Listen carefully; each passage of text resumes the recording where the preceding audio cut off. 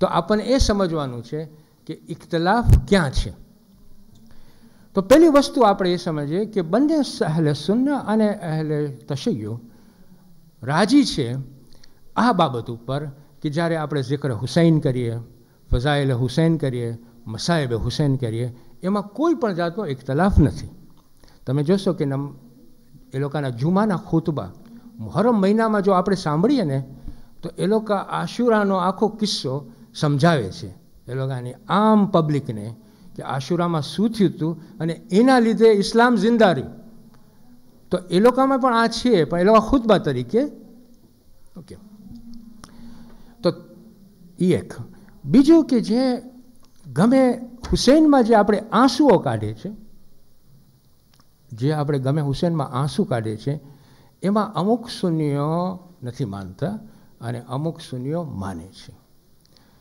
એ લોકોનું કારણ આ રીતના આપે છે કે એમ કહે છે કે જ્યારે આપણે ગમે હુસૈનને સાંભળીએ અને બે ઇખ્તિયાર આપણે જ્યારે રોઈએ ને, બે ઇખ્તિયાર એટલે કે આપણને ગમના લીધે એક ફેરે આંસુ આવી જાય ને, તો કે એમાં ગુનાહો નથી, એમાં ગુનાહ નથી એમ કહે છે.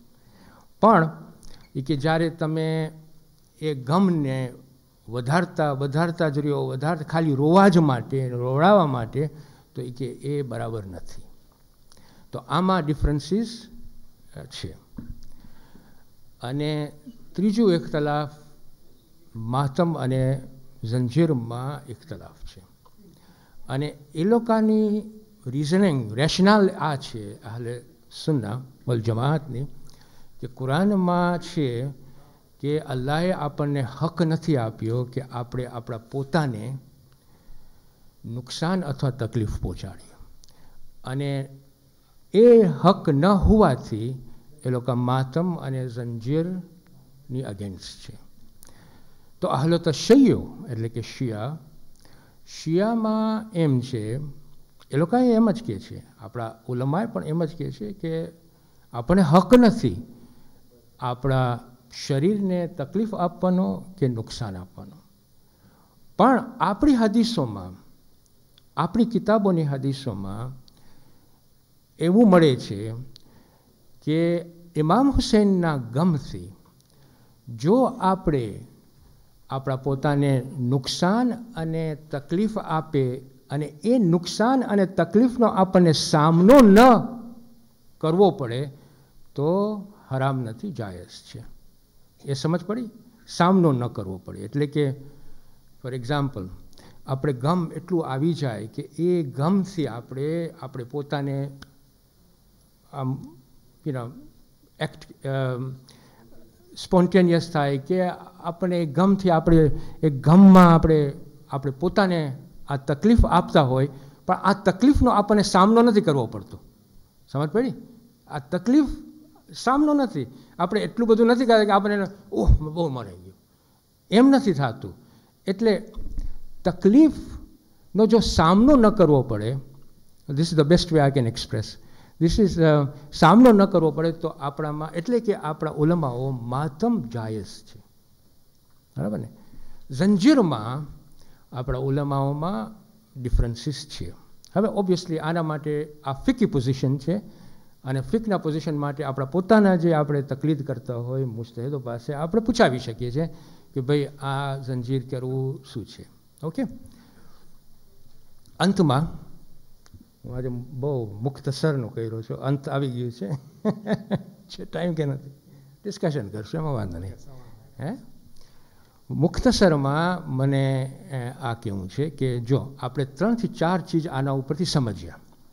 પહેલી વસ્તુ આપણે જે સમજ્યા એ આ કે અકાયદમાં અઝાદારી, જ્યારે અકાયદના લેવલ ઉપર અહલે સુન્ના વલ જમા અને અહલે તશય્યુમાં કોઈ પણ ડિફરન્સ નથી. આપણે બધાય મુહબ્બતે અહલલ બૈત કરીએ છીએ. અને એમાંય ડિફરન્સ નથી કે વાકિયા કરબલા ઇસ્લામને જિંદા કરવા માટે ઊભું કર્યું હતું અને એની યાદગીરી ઇસ્લામને જિંદા કરવા માટે કરવું જોઈએ. એટલે તો આપણે બધાય એમાં એગ્રીડ છે, એ એગ્રીડ પોઝિશન છે. ઇખ્તલાફ જેમાં આવે છે એ ફિકી પોઝિશનમાં આવે છે. અને મેં તમને સમજાવ્યું કે ફિક પોઝિશન હદીસો ઉપર આપણે રિલાય થાય છે. આપણી હદીસો આપણે આપણી પાસે જે હદીસો છે એના ઉપરથી આપણે આપણા પોઝિશન ઉપર આવ્યા છે, માતમ ને મજલિસોનું, અને અહલે સુન્ના વલ જમાત એ લોકોની હદીસો ઉપરથી એ લોકોના પોઝિશનમાં આવ્યું છે. ત્યાં ઇખ્તલાફો છે.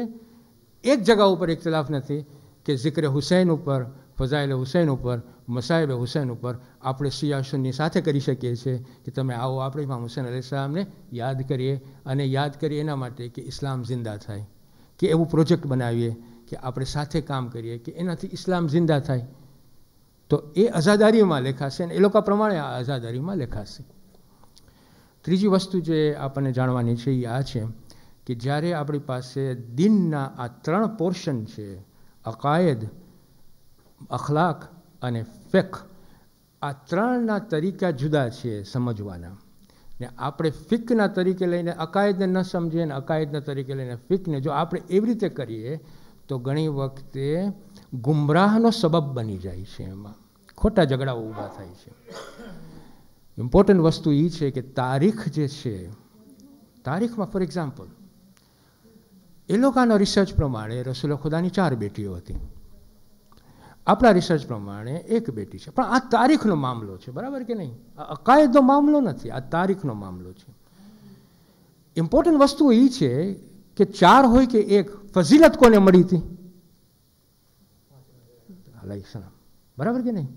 એ ઇમ્પોર્ટન્ટ વસ્તુ છે કે ફઝીલત મળી હતી. હવે આપણે આ 4ને 1માં જો કરવા જાય, એમ સમજે કે તું આમ 4 નથી માનતા, 1 નથી માનતા ને આપણે 4 નથી માનતા એટલે આપણે કહીએ કે તું કાફિર છે ને આ નથી, એ જો લેવલ ઉપર આ બધું કરવા જાય, આ તારીખનો મામલો છે. હા, તારીખના મામલાનો એમ નથી કે આપણે રિસર્ચ ન કરીએ અને હક ક્યાં છે એ શોધવાનું આપણે ટ્રાય ન કરીએ, એ મના નથી. હંમેશા આપણને કરવું જોઈએ કે રિસર્ચમાં કોનું પોઝિશન એક્યુરેટ છે. પણ એ લોકોમાં 4 હોય ને આપણામાં 1 હોય તો આપણને ખબર છે કે ફઝીલત અહીંયા આપવામાં આવી હતી, અને આપણે રિસર્ચ કરીએ કે ભાઈ આપણું જે પોઈન્ટ છે કે એક જ દીકરી હતી, એ રિસર્ચ કરીને આપણે સબમિટ કરી શકીએ છીએ. એ સિવિલાઇઝ્ડ વર્લ્ડનો તરીકો છે, નહીં કે ગળા કાપવાના તરીકા આપણે અપનાવે કે આ કાફિર છે ને આ નથી કાફિર. એટલે અને બીજું કે માતમ, ફોર એક્ઝામ્પલ અહલે સુન્ના વલ જમા માતમ નથી કરતા, એનો મતલબ એમ નહીં કે એ લોકોની મોહબ્બત ઓછી થઈ ગઈ છે. આ ફિકી પોઝિશન છે, આ એ લોકોનું ફિક એ લોકોને કહે છે, આપણું ફિક આપણને કહે છે. માતમ એ લોકો નથી કરતા તો એ લોકોની પોઝિશન આ છે. આપણને એનામાંથી એમ ન સમજવું જોઈએ કે તમે અહલલ બૈતની મોહબ્બત તમારામાં ઓછી છે, એ કેવી રીતના આપણે કહી શકીએ? એટલે અઝાદારીને જો આપણે સરખી રીતે સમજીએ ને એમાં અહલે સુન્ના અને વલ જમાને આપણે જો સાથ લઈએ તો ઇસ્લામમાં યુનિટી પણ વધે છે ઇમામ હુસૈનના નામથી.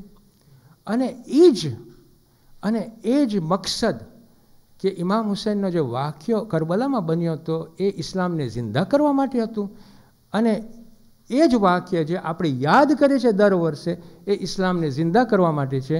તો જો આપણે એ જગા ઉપર જો સાથ મળીએ તો ઇસ્લામમાં ઘણું યુનાઇટેડ કામ થઈ શકે છે.